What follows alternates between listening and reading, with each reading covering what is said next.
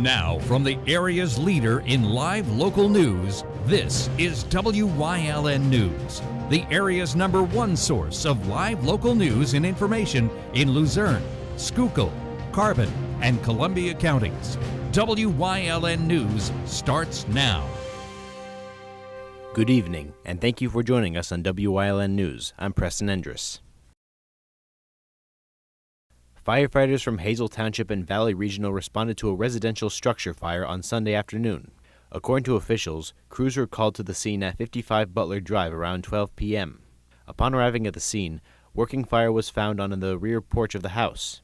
Crews were able to quickly extinguish the fire before it spread to the home, and the scene was cleared in about half an hour. It is unknown at this time if any injuries were sustained in the blaze. A woman is facing charges in Wilkes-Barre after police say she was allegedly caught shoplifting and under the influence in public. According to officials, Diana Ally was first stopped by police on Wednesday, October 23rd at the East End Center in Wilkes-Barre for suspected shoplifting. Officers say merchandise was recovered from her person and that Ally was later arrested for being found under the influence outside the Big Lots in the East End Center. After being released to a sober adult, police say Ally had to be taken to the hospital later that evening when she was found by officers in the Wilkes-Barre Township Commons unable to formulate a sentence or stand on her own. The following day, police say Ally was again arrested for shoplifting when she allegedly stole over $1,000 worth of merchandise from Walmart. Ally was also found to be under the influence, and suspected crystal meth was found inside a pill bottle with her name on it. Ally has been charged with public drunkenness, retail theft, and use/possession of drug paraphernalia, among other charges. She is currently behind bars at the Luzerne County Correctional Facility, unable to post her $5,000 bail. One person has been displaced following a Monday morning fire in Nanticoke. According to officials, crews were dispatched to the scene at 47 Augustina Drive around 5:30 a.m. Upon arriving at the scene, firefighters say heavy fire was visible and that the main body of the blaze was located in the garage. The fire also reportedly extended into a small portion of the living area in the home. No injuries have been reported. The cause of the fire is still under investigation. Coming up on WYLN News, Pennsylvania voters are reminded of upcoming election deadlines. Plus, the Hazleton Trail of Treats event sees a huge crowd on Sunday. But first, we'll take a look at our 5-day forecast brought to you by the WYLN Weather Kids. We'll be right back.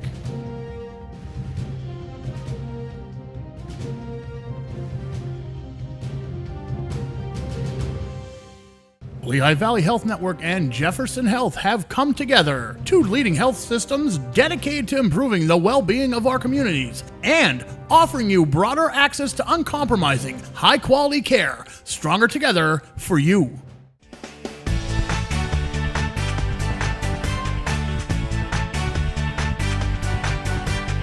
My name is Andy, and tomorrow is going to be partly cloudy.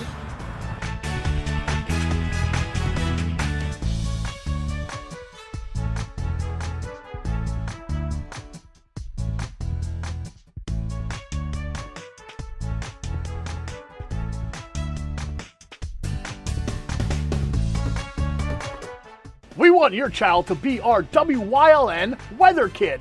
Your child can be our feature weather reporter of the day on WYLN News and WYLN social media posts, just by using your smartphone or any video recording device. It's easy. All ages are welcome, from toddlers to teens. To find out how, go to the weather section of WYLNTV.com or look for our post about it on the WYLN News Facebook page. Submit your Weather Kid video today. Hey, it's Justin from Grand Central, and our trained sleep professionals are here to help you sleep like never before. With an extensive line of Sealy and Stearns & Foster mattresses, we are sure to find you the right mattress at the right price. Free delivery and removal, interest-free financing for up to 60 months, and same or next day delivery on select models. And don't forget, everyday low prices. Stop in to one of our two locations, Route 93 in Nescopec, or downtown Hazleton, and see why Northeast and Central Pennsylvania sleeps better with Grand Central. If you're looking for an affordable pre-owned car or truck, Chairs Auto Sales has a great lineup of clean, dependable, and quality vehicles. Stop in at 610 North Broad Street in West Hazleton, 570-454-7229. Chairs is proud to be celebrating 70 years in business.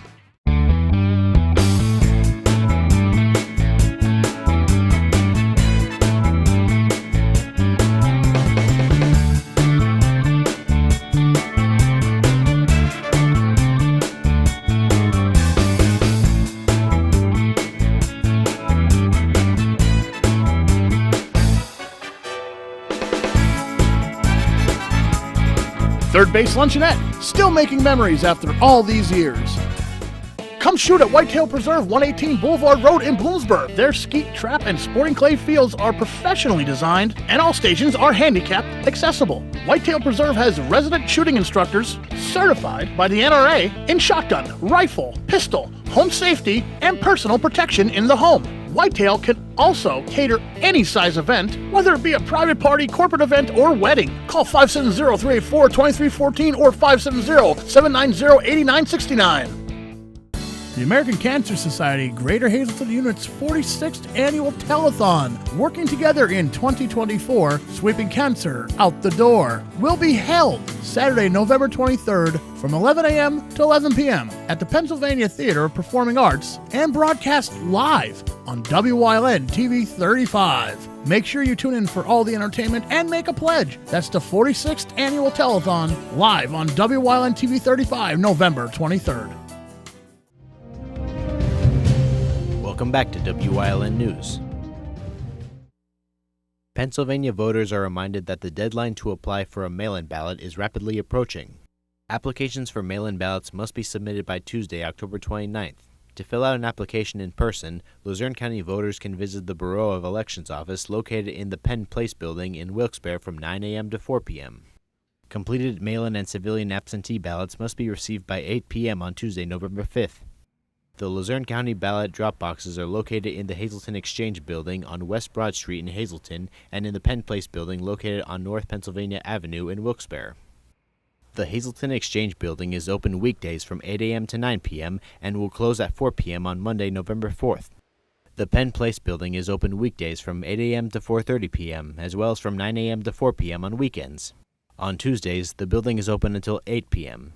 For additional information about the upcoming election in Luzerne County, you can visit luzernecounty.org. A huge crowd came out to Cityview Park on Sunday for the City of Hazleton's annual Trail of Treats event. The event ran from 1 p.m. to 3 p.m. and featured a wide variety of tables sponsored by local businesses and organizations. During the event, kids had the opportunity to collect goodies, explore the enormous bounce house castle, and get their photo taken at the spooky photo booth.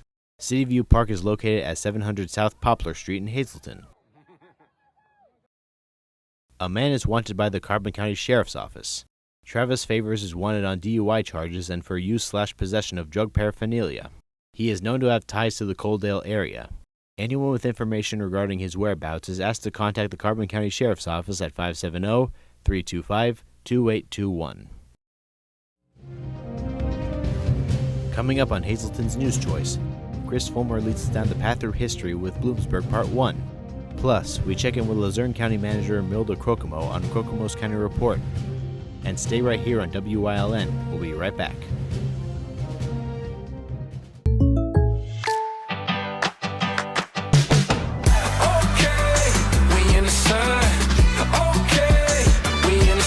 Contact Pete Casalica for a home and auto quote today. Your guide to everything Pocono Mountains is PTN, the Pocono Television Network.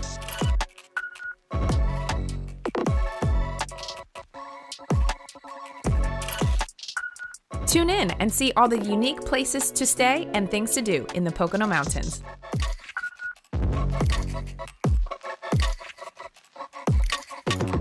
Watch PTN on WYLN. SJ Kowalski is your Mitsubishi Diamond Contractor. They can install a Mitsubishi electric Mr. Slim ductless heating and cooling system. Mr. Slim systems are designed to make any living space in your home inviting. You can have a different temperature control for every room in your home. The money-saving technology can save you 25 to 50% on your heating bill. For Mitsubishi, Renai, and trained comfort specialists, call SJ Kowalski at 570-455-2600. Hi everybody, this week on Let's Talk Chiropractic, Sarah McManus is going to tell us her story. 8 years old, she was traumatized. 16 years old, hit by a car as a pedestrian. Now 23 years old, another car accident. So stay tuned to see how chiropractic care has changed her life.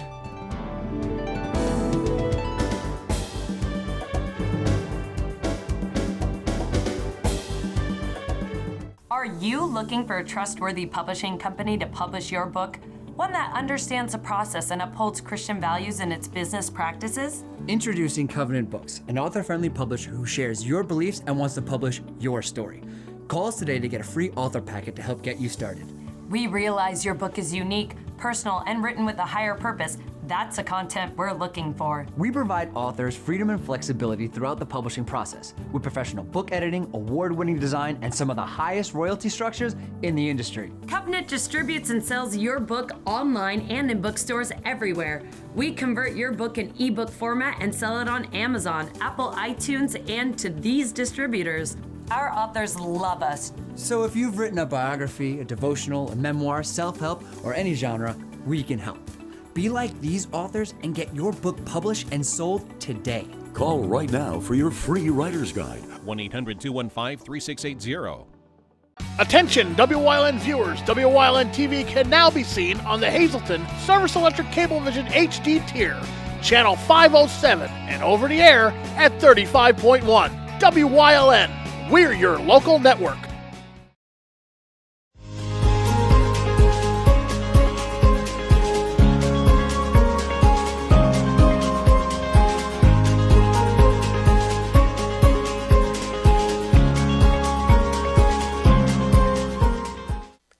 The Susquehannock tribes that inhabited the land along the Delaware River in what is today's central Columbia County called their land Beauchamp, or Beautiful Fields.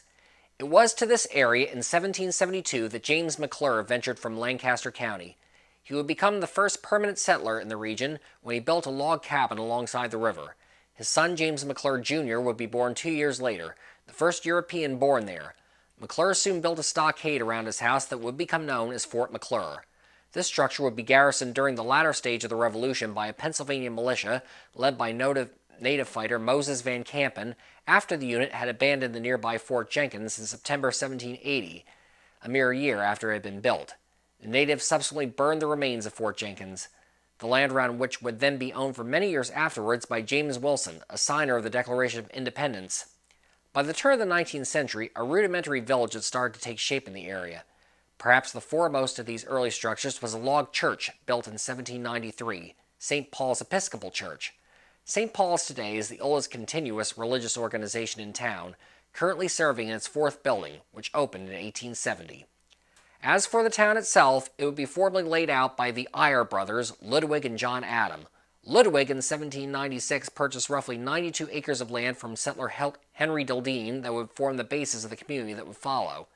In 1802, John Adam purchased the land from his brother and started surveying and laying out the town. It is unclear why the Eyre brothers came up with the name Bloomsburg for the new town. Some sources suggest it may have come from the surrounding Bloom Township, which was founded in 1798 and was named in honor of Samuel Bloom, an early commissioner of adjacent Northumberland County.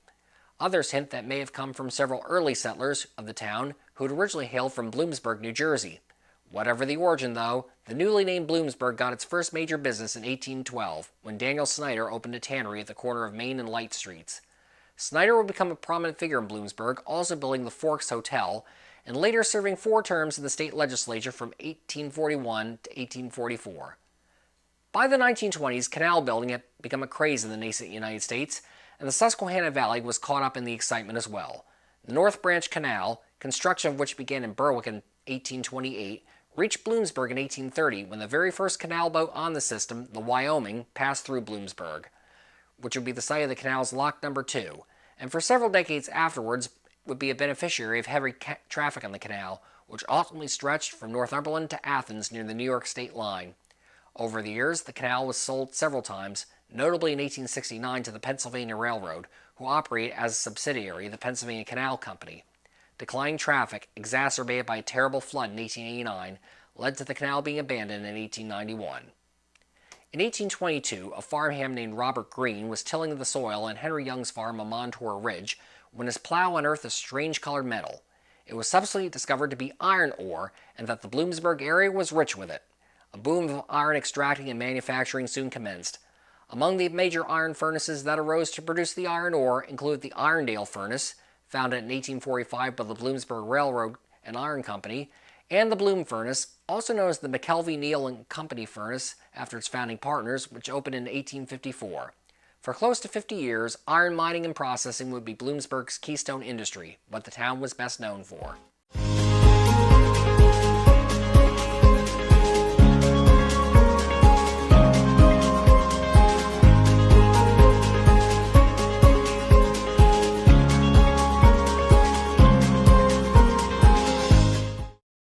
FNL Doors, your trusted overhead door supplier for over 50 years, providing quality products and services to Eastern PA and beyond with 2 strategic locations. They carry garage doors from leading manufacturers in the industry like Rayner. They guarantee parts and service for your home or business, from new construction to replacement doors, inspections, and service calls. FNL Doors stands behind every job, taking pride in the work they do. Call 800-344-DOOR or visit FNL Doors online at fldoors.com or visit their showrooms in Hazel Township or Schuylkill Haven. Penn State Hazleton is improving the lives of others, starting in our community. Providing degrees that meet the needs of the area. Fueling entrepreneurship and contributing more than $36 million annually to the state's economy. Researching the health of our local ecosystem on the Susquehanna River. Together, our impact keeps growing, backed by the strength of 24 campuses and 700,000 alumni. Your guide to everything Pocono Mountains is PTN, the Pocono Television Network.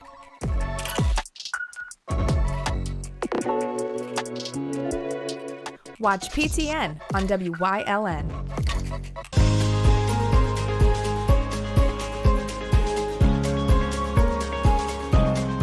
Hello, I'm WYLN historian Chris Fulmer. Pennsylvania's communities are filled with interesting history. Come with me as we discover the people, events, industries, and other historic facets of local towns.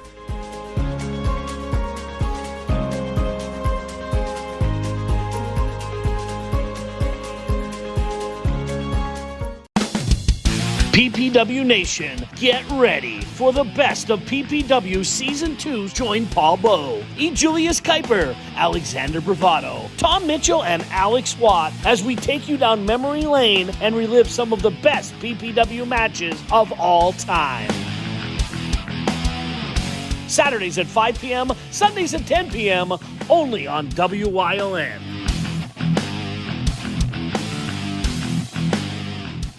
When you see news happening in your neighborhood, call WYLN News at 570-459-1869 or email us at news@WYLNTV.com or send us a message on social media through Facebook. WYLN, we're your local network.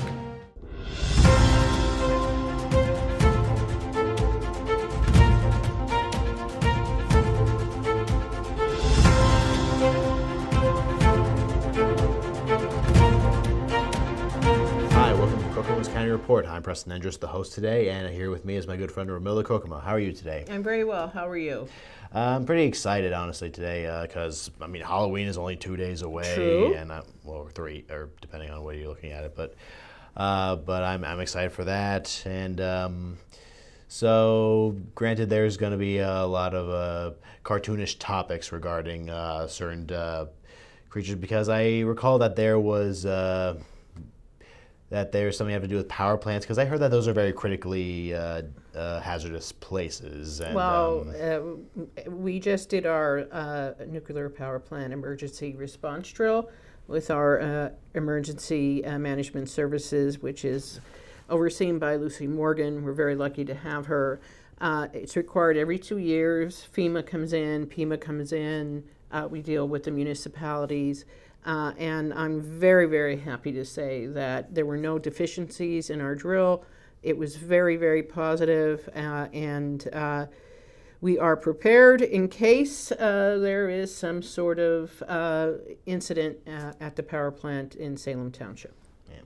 Yeah, you don't want any serious accidents or just something that will cause what the cliche in movies would be, zombie outbreaks. You don't want any of that? No zombie outbreaks in Luzerne County. We are prepared, and I want to thank our emergency management services team and FEMA and PEMA and all the local municipalities that were part of this exercise. Well, with that done, I cannot help but be happy that there's a bigger assurance of safety, especially around the season like this. let's see, the moment we cross over to November, I'm still going to be excited for other upcoming holidays. Sure. We're rounding the bend to wonderful holidays. Oh, yeah. Now, let's see, with that said, so we now know that it's just about a week away, the election day is coming up. Yeah. Let's see, I just can't help but be prepared for that because I am registered to vote, and vote. Everyone who's registered should vote. And I cannot also be more anticipated for it because I am just getting bombarded with text messages from unknown numbers. Yeah, I got a text. I got a text message that indicated that I voted, which I didn't. And it really is. It kind of creates more confusion. It's a very tedious process running an election, especially because we have so many options on how to vote. But a lot of those text messages are not coming from the Bureau. Like I said, I received one that I voted already, and I did not. So if you have issues, you have to trust what the Bureau releases or the Department of State. We're the official organizations that oversee the election.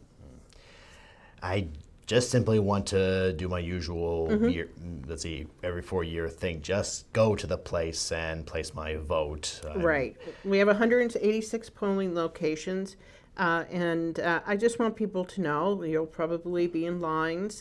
This is it's a presidential election. There's going to be a large turnout. And what I'm asking people is that when you're there at the polling sites, or even if you come to the Bureau, the people who are working at the polling sites, the poll workers, the judges of election, the election workers that we have in the Bureau working, they should be respected. And people should say thank you and be polite. And the lines are not because of them. I just hope people treat them with the respect that they deserve. They're doing such critical work for our democracy. Our Bureau staff stayed until 11 o'clock on Friday. They were in on Saturday. They were in on Sunday. And they'll be there well into the evening tonight and throughout the election. So they deserve a great thank you from everyone who deals with them. Is this regarding a exact issue with disrespect? Yes. You know, I was there today at the Bureau, and there were people that called one of our workers a very derogatory name and made a scene to the point that I had to bring the sheriffs up. That's unacceptable. I will not allow my staff or our election workers to be treated that way. My grandmother used to be a poll worker. It's yeah. Well, with that said, well, I just hope that everything goes well for Election Day, and I'm sure going to be there because I cannot help but be reminded on a daily basis. It's honestly getting a little too exciting. If you register to vote, vote. Yeah. Yeah, it'll be like that, won't it? With this all going on, aside from that, like, how have you been doing lately? Good. We're still processing the budget. We're having our budget hearings before County Council at our council meetings, and we're moving matters along. And the county is, we're still working. You cannot help but work hard, can you? Yeah. Well, I just hope things progress just smoothly. There's bound to be at least a jagged place here and there, but well, with that said, this has been Kokomo's County Report. I guess we'll see you next time.